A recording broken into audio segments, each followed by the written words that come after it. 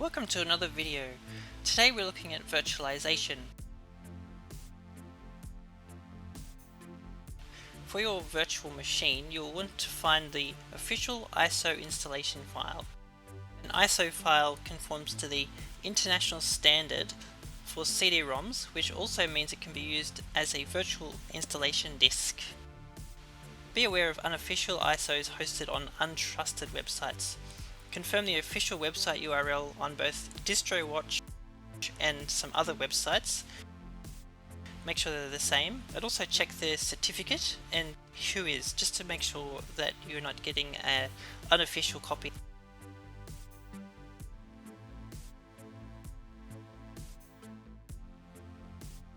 And then find the checksum on the website. You can choose to download from the website or a mirror, so long as you have that official checksum.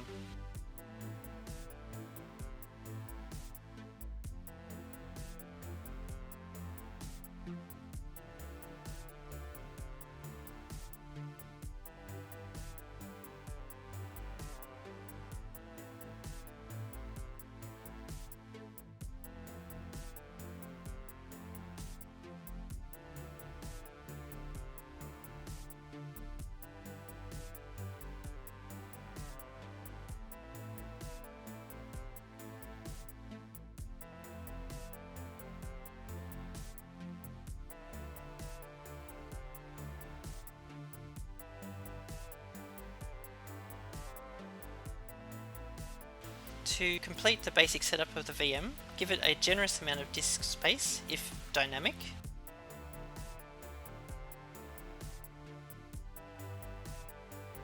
This is one spot where it's easy to get caught up. It's better to make that larger than you need, because once it's been set up, you have to go back in and do a few different steps to increase the size, and it's not ideal. Click on Storage and add the ISO file. Adding it this way will allow the virtual machine to start running upon boot.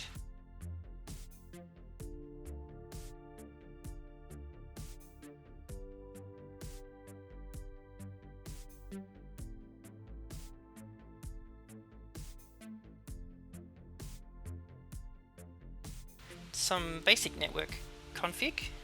There are a number of network adapter modes depending on what segments or networks you want your VM to access.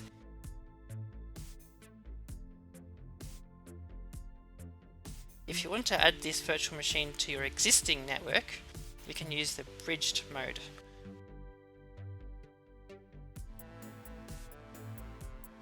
It will receive the IP address from the DHCP server in the same range as your existing machines. It will be able to communicate with the rest of your subnet as well as the internet.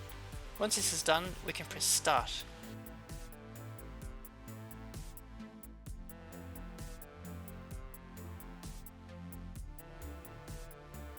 Let's try a snapshot. Once the machine has been set up, we can create a snapshot to use later if something goes wrong. The snapshot can be used to restore the machine.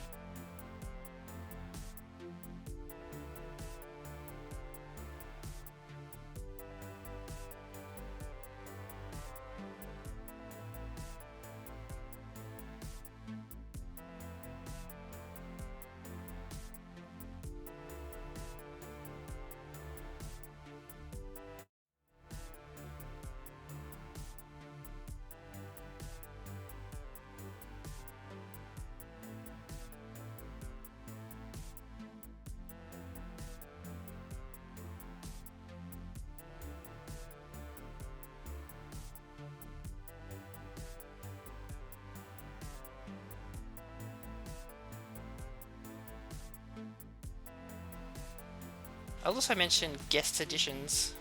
You can get an ISO file for guest editions. When you first install the virtual machine, you may have some issues with the graphics or the clipboard not working correctly and those types of things. And we can install the guest editions to help improve the performance and functionality of the VM. And you can basically add that the same way as you add the other ISO file. Thanks for watching.